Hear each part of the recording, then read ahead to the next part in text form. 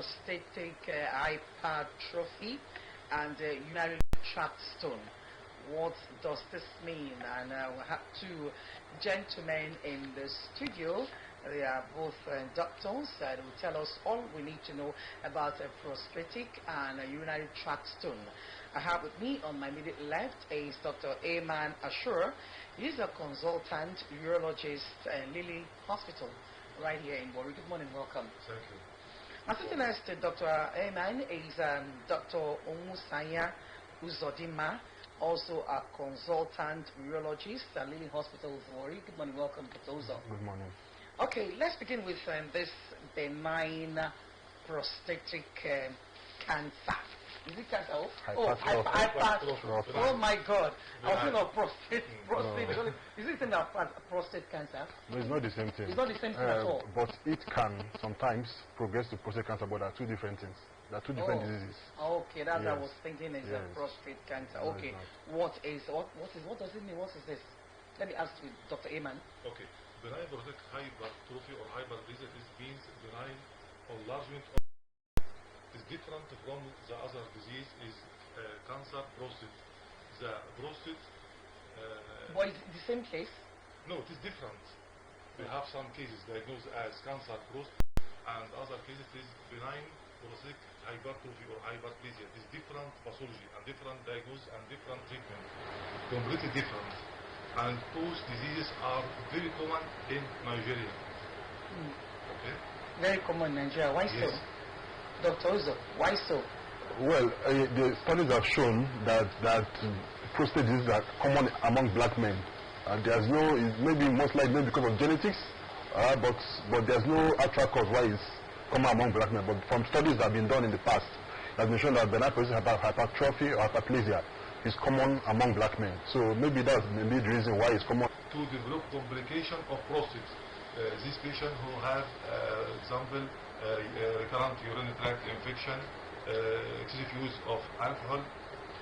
Alcohol. Yes, excessive use of alcohol can cause increase the complications of prostate, especially urinary retention. Wow. And also, Dr. Uzo, how does BPH present?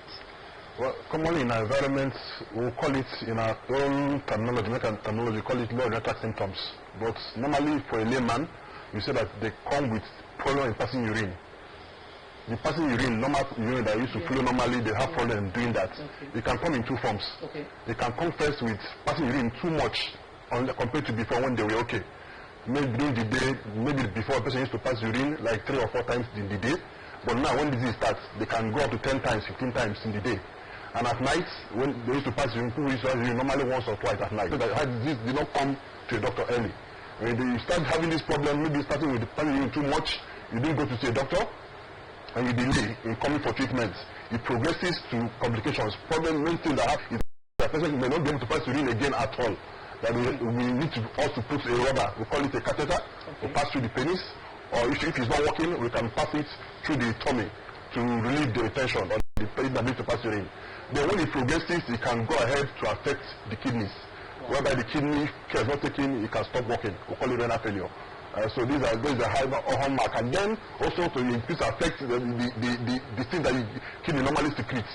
When the kidney starts functioning properly, the level of those chemicals kidney used to rise, and that can affect different parts of the body. It can affect the heart, it can affect the brain, it can affect the gastrointestinal tract. That's the way. Just from this one. Just from that, it can shut down the entire system, and that can progress to death. Yes. Can I give some on the complications of BPH? The complications are urinary retention. The patient cannot breathe, and they come with urinary retention. The most important patient come first with obstructive symptoms or either irritative symptoms. Yes. Obstructive patient, he said, my flow of urine is very weak, I cannot void properly, I take very long time to avoid, my voiding pattern is interrupted or intermittent, or he can complain from frequent urination during the day or at night. Yes, more frequent urination at night, and sometimes he came with urgency or urgent incontinence, failure to control the urine, and he has urgency. Okay, in all of this now, what are the indications for BPH treatment? Okay.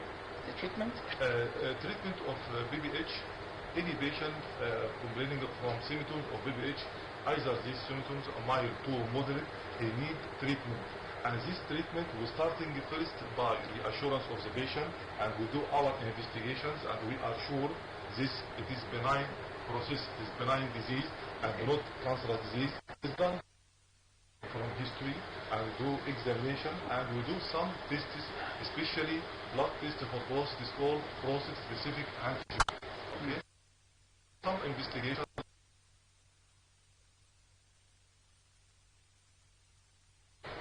We start to give them medical treatment in tablets.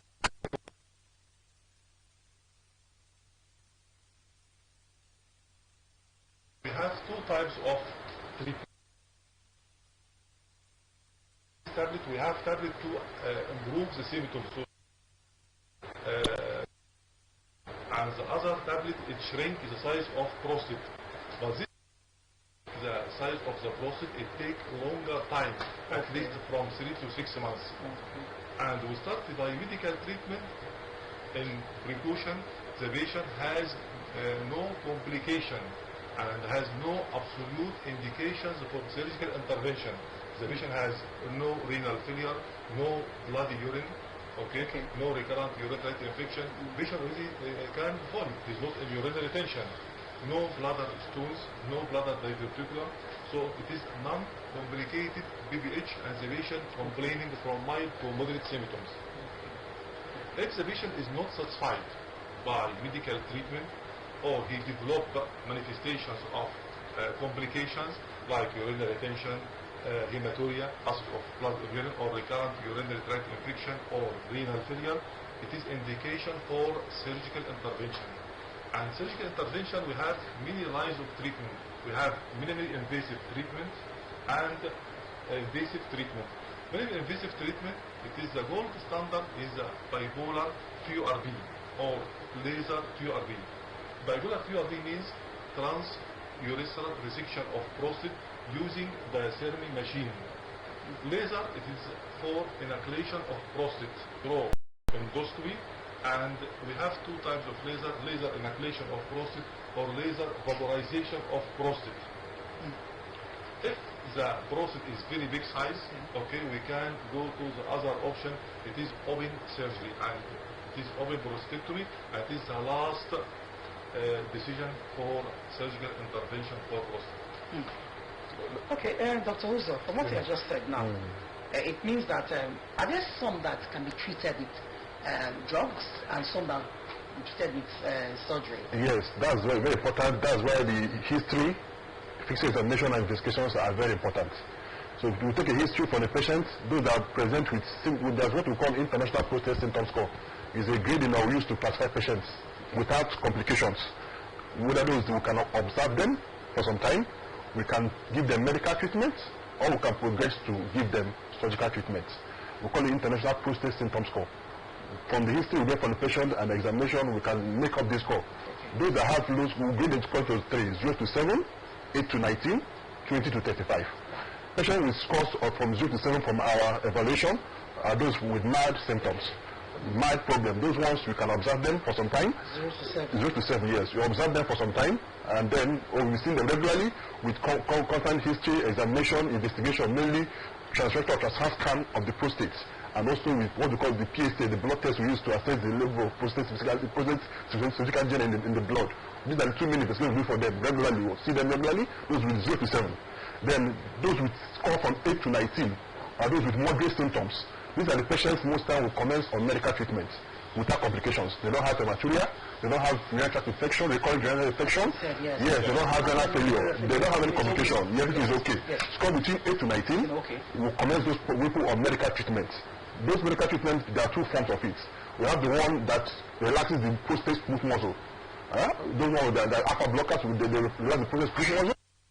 The 5 alpha reductase inhibitors, those ones they shrink the prostate size. So most times we commence them with the first one that relaxes the prostate muscle to allow them to pass through normally. And then over time we'll now add the second one. Or we can just start them with you have a drug that combines these two types. Yes. Can send them, yes. So those we score above 20 and above, those ones are just candidates for surgical treatment. We just go ahead and operate them. As we told you now, there are two for many, we have minimally invasive surgical treatment, which is the gold standard for treatment of BPH.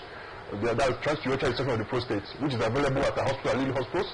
We do this surgery for patients with severe symptoms from 20 to 35, and also for patients with complications. Despite even have 0 to 7, and they have complications, as we talked about earlier, you still go ahead and offer them surgical treatment. So that's the common one. The gold standard is the transurethral resection of the prostate, which you offer at Lily Hospitals. That is top. TURP, yes. Urethral resection of the prostate. Okay. Yes. Okay. Yes. Okay. That's the gold standard. Also, we offer open surgical treatment for very large ones, very big prostate that are very big, up to 200 grams. You have them 200, 300 grams. Those ones are the ones that most times you go ahead and offer them open surgical treatment. Okay. In all of this is mostly for men. Yes, it's for men. For men. Okay, does it have an age limit or where it begins? Yes.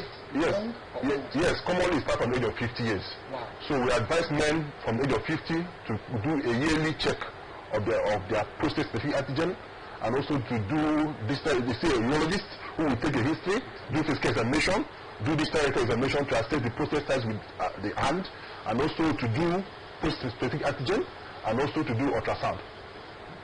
So these are from age of 50. It starts from 50 years and above. So yearly, any man that is above the age of 50 should regularly see a urologist yearly to assess these things I talked about now. But if anybody has any of this and you go ahead to treat or for surgery, do they live normally after them? They live normally because it's a benign disease. Yeah. That's why we use the prostate specific antigen to assess. Okay. If we do the prostate specific antigen, there are values that will tell us whether we are thinking that this man may have cancer in addition to this problem, or is just normal BPH. So the normal level of PSA is 0 to 4 nanograms per ml.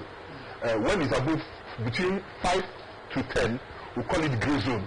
That one, at that level, we want to be sure whether the patient has risk of having prostate cancer or not. So we have to assess.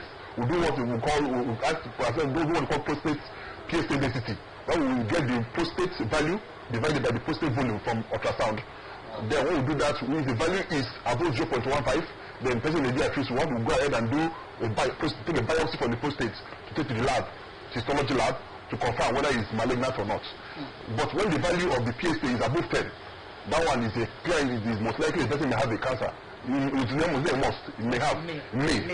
So we have to go ahead and do a biopsy of the prostate to confirm whether there's cancer or not. If it comes out to be benign, no cancer, then we'll go ahead and offer him our treatment. But if there's a cancer, the treatment changes. We have to treat the patient as if it's a cancer patient. We have done already hundreds of cases. We are handling. Yes, we are handling more than many hundreds of cases at three hospitals, and all are successful.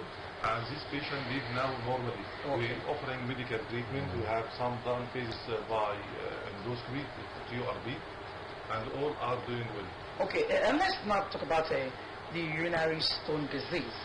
What is this? Urinary tract stones, some patient complaining from urinary tract calculus or stone disease. This stone formed in the urinary tract usually may be presented in the kidney or ureter or bladder, and this patient usually complaining from pain, loin pain or flank pain, complaining from urinary tract infection, complaining from passage of blood in urine, which is called hematuria, or sometimes these stones on bilateral on both sides, patient coming complaining from manifestations of renal failure because of bilateral obstruction. And stone disease, I see many cases in Delta State, and we're handling most of them by minimally invasive treatment. Do they have pain when they urinate? No. Some, if you have infections, they can come by pain during urination. Yes. Some coming from flank pain or abdominal pain. Pain on the upper side of the abdomen. Usually it is kidney stone or upper ureteric stone in the ureter, or a stone in the kidney, come with presentation usually by pain due to obstruction of the kidney. Sometimes coming by complaining from passage of blood in urine or recurrent urinary tract infection. And when you start to investigate and do scanning for this patient, you find them having urinary tract stones. What are the risk factors now, Dr. Ozo? There are so many risk factors. I'll start with the common one. The common food. Some people that stay in very hot places they don't take enough water. It's a common risk factor. It's common among in hot places, hot arid climate. Like in the north, yes. So that's why you advise people to take a lot of water when the weather is hot. During hot arid climate, they decrease intake of water. Is a common risk factor for stone formation. Okay. And then excessive intake of red meat also has been proven, and excessive intake of dairy products. Those things have been proven. Family members, close family members that had urinary tract stones tend to develop it as well. So genetics is also another important risk factor for this disease. Although they have had some expensive bowel surgeries, but they also are developing urinary environment. And also some drugs, those that take there's a particular antiretroviral drug that we know that normally cause stones. Those are the HIV positive patients that take antiretroviral drugs, that particular one protease inhibitors like indinavir. Those ones are some of the drugs posted from antiretroviral drugs that have been proven. What about people that smoke and drink? Does it affect them as well? There's no proven study to show that smoking actually increases the risk factor for having urinary tract. How does it present? So present with most times they come with pain. This is a common presentation. They come with pain, flank pain. They come with pain at the flank. Where's the flank? Where's the flank now? Flank at the side. Okay. Just below the ribs. Okay. By the side before you get down. Yes. Just below the ribs. By the side. They come with pain. Okay. Most times they notice some of them complain that once they take water or take alcohol, the pain gets worse. Because as the urine is produced to bypass that stone, it causes pain. So most times they present with pain. Pain is a common presentation, and then with time, when it gets complicated, you can cause enlargement of the kidneys. So they can come with hydronephrosis, we call it. So one can see the tummy increasing in size, and also they can come with hematuria, blood in the urine as well as one of the complications. Okay, we're talking about urinary stone disease and of course BPH, what's it called now? Benign prostatic hypertrophy. Yes, so if you have any question to ask, you can call the number on your screen, and then you can ask your question. It's 070-3425-1021 or 090-5519-3716. Number to call again is 070-3425-1021 or 0905-5193-716. You can call the doctors. They are here to answer your questions. This one is particularly for men. The urinary stone disease, is it only men or for both men and women? For both men and women, and for children as well. For children? Yes, it happens. It affects everybody. Okay, I have a call on the line. Hello? Hello? Hello? Okay, if you call, please tell us your name, where you're calling from, and then ask your questions. We can actually hear you. Number to call again is on the screen. Call and to ask 070-3425-1021 or 09055-193716, and then you can ask a question. So, how does it affect children?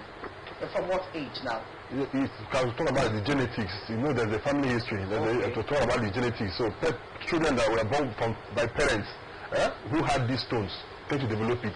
So most time when it comes to children, we do what we call metabolic evaluation to assess for this possible genetic causes of it. So it means that when it's stone occur in children, most times they are genetically based. But it can also arise from the fact that they don't take enough water. So there's no particular age limit to it in children. Yeah, Hello. Hello. Good morning. Where are you calling from, please? Hello. Good morning. Good morning. I can hear you. Your name, where you're calling from? I'm calling from Warri. My name is Mr. Wisdom. Mr. Wisdom. Okay, go ahead and ask a question.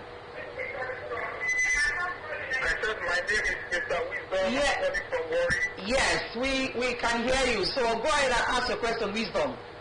Okay, I'm really interested in the topic, but I just want to ask a few questions because I'm highly impressed by the panel you have this morning. Thank you. My question is, what equipment will they use to carry out this procedure? Is it the normal thing? I mean, some persons who are saying this, you see their belly, you see big mark on their belly. So I want to ask, is there a special equipment or a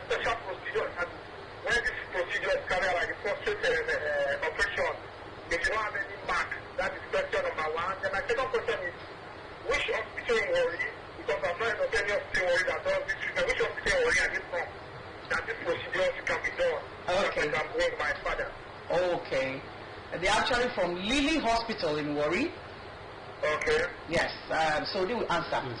When- About the machine for Yes. prostate, Yes. we have the bipolar QRB, the machine for transurethral section of prostate. It is updated machine to do QRB. It is available in Delhi Hospital, and we have done more than 200 of cases in Delhi Hospital.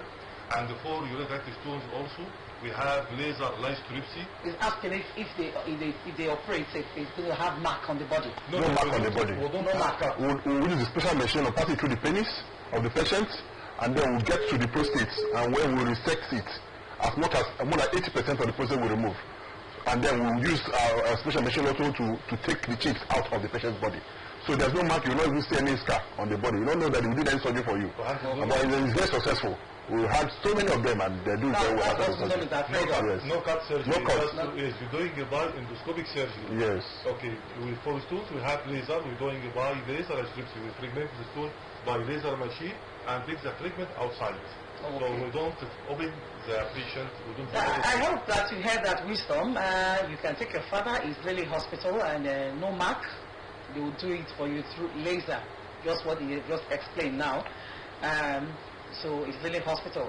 And again, let me ask Dr. Uzo, complications of urinary stone disease. What are they? Yeah, it's still similar to what complications of you have in benign position of one is there's obstruction in the flow of urine. Okay. The first thing that happens is that the kidney swells up because the kidney produces urine to pass it out. So when the stone obstructs the flow of urine, it tends to, the kidney cannot escape the urine that it produces, so it tends to swell up.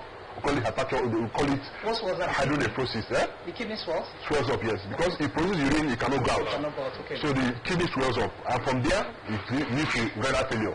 It can also come with hematuria, can come with bleeding.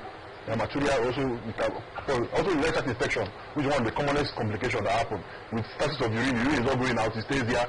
It helps to the growth of microorganisms. So they come also with urinary tract infection. So also with time, as renal failure sets in, as I talked about, the chemicals that the kidney secretes tends to pile up, go back to the blood, and then affects the other systems. Okay, number to call again is 070-3425-1021 or 090-5519-3716. Number to call and to ask your question. Now, Dr. Ayman, indications for surgical treatment of urinary stone disease. Okay. We have some patients coming from urinary tract stones after investigation.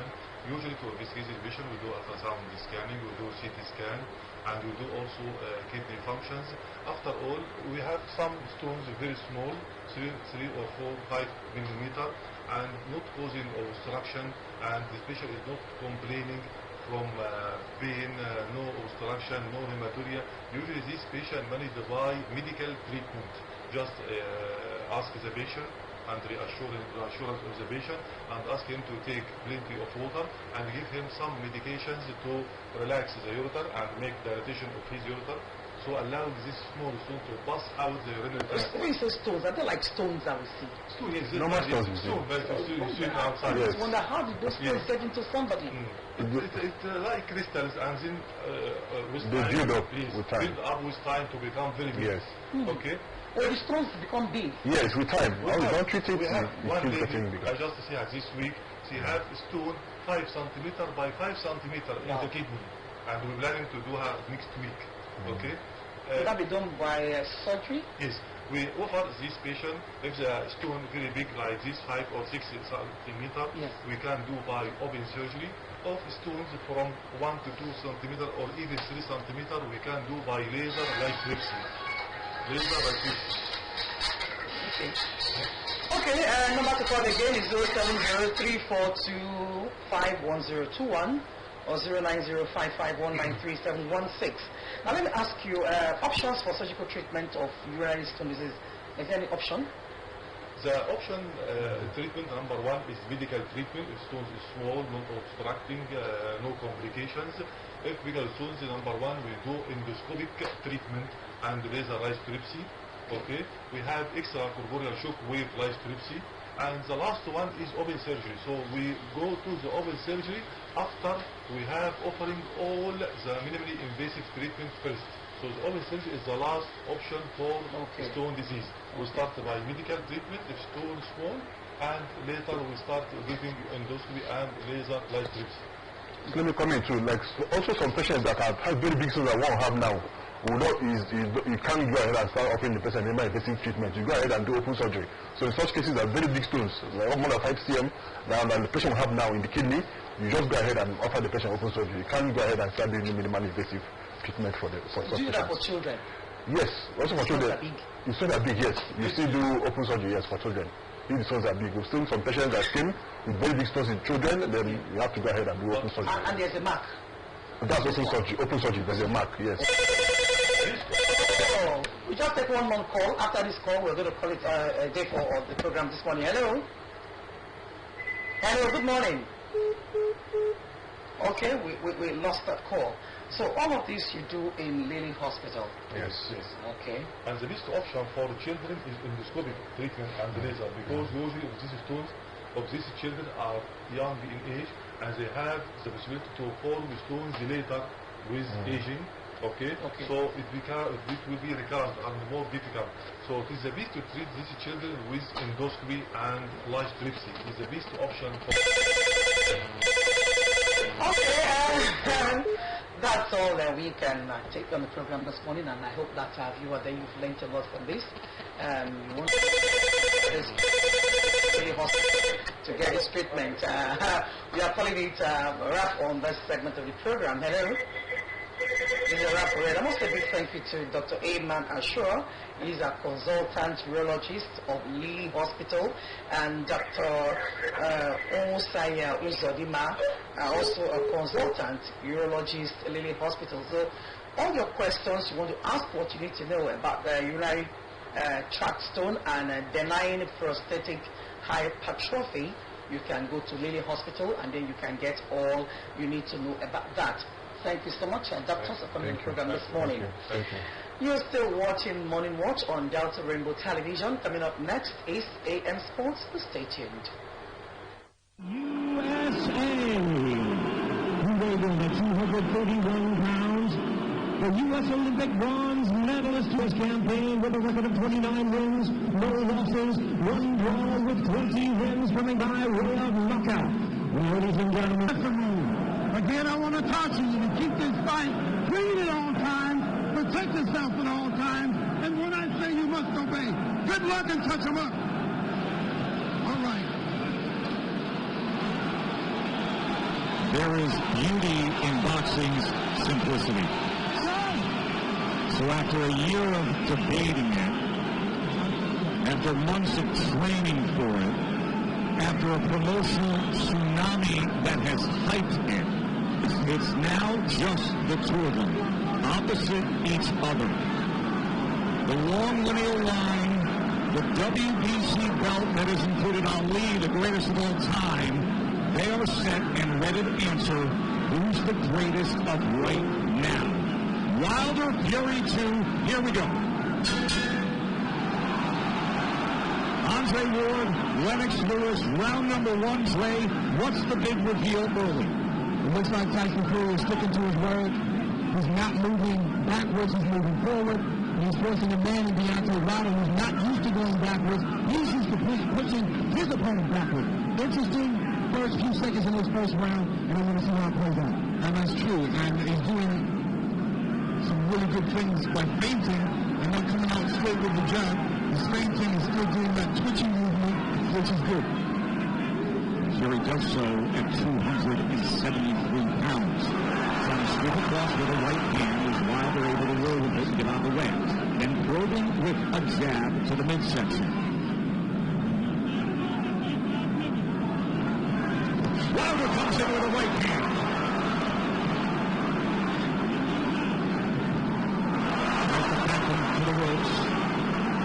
With 9 Fury able to get that big left arm up in the way of it. You know, Wilder's showing his right hand and throw it straight away. And sometimes, you can't just go out there and just throw the right hand. Punches, you have to throw before that. Guys expecting the right hand. Plus, it's the first round. Look how herky-jerky, awkward, and all the upper body head movement. painting we saw out of Fury. It does not show up here. Fury on the attack, going to the head of Deontay Wilder. And now coming in again, exactly like he said he would. Even though Fury is pressing forward and he's having success right now, Deontay Wilder still looking for the big hand with the right hand to land on the chin of Tyson Fury. Most dangerous.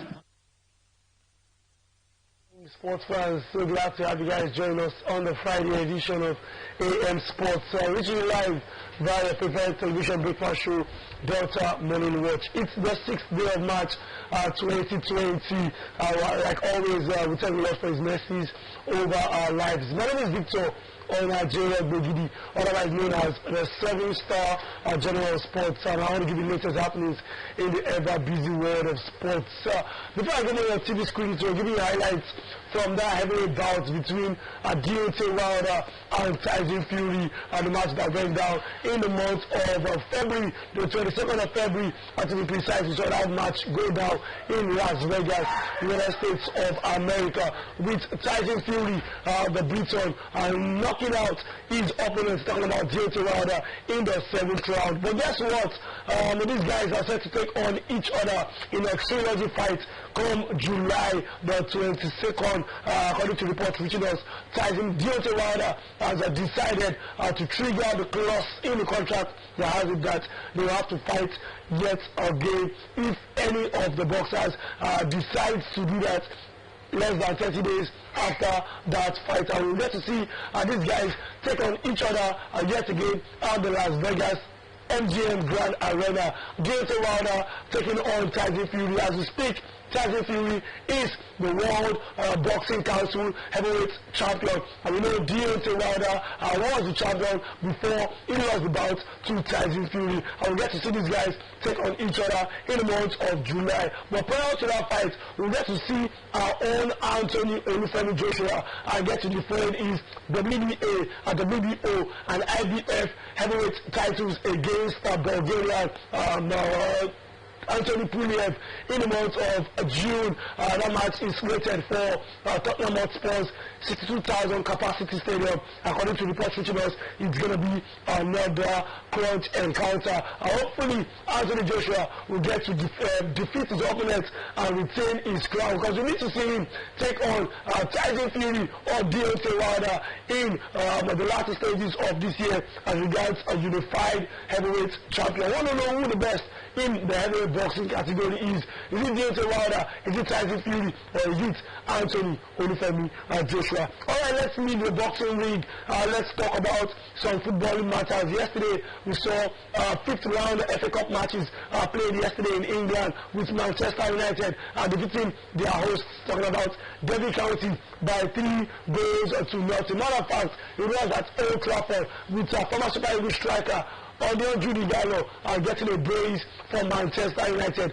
With the win, United have moved over to the quarter-final stages of the English FA Cup. Good morning, if you ask me, coming from Judy Gallo, as well as the manager of Manchester United, talking about Ole Gunnar Solskjaer, who has managed to see his side go 9 matches unbeaten. Good morning, if you ask me, talking about Manchester United and Odio Igalo, who has now scored 3 times in 2 starts for Manchester United. Still giving more reports from England. According to the Premier League, they've announced that as from this weekend, matches between teams, we don't get to see the usual pre-match and after-match handshakes between both teams and officials. They said it will not take place until the fears of the spread of the coronavirus. We know I've already seen cases in England, in Italy, who is the country with the highest number of deaths and cases in Europe, talking about Italy. And the top flight in England, ensuring that the spread of the coronavirus is brought to a minimum. They want to limit the handshakes between officials and players as from matches this weekend. Let me recall, earlier this week, Newcastle Football Club announced that the regular handshake they have is a culture in Newcastle. Every morning you get to see players and officials shake each other while greeting each other. But according to reports reaching us, as from this week, Newcastle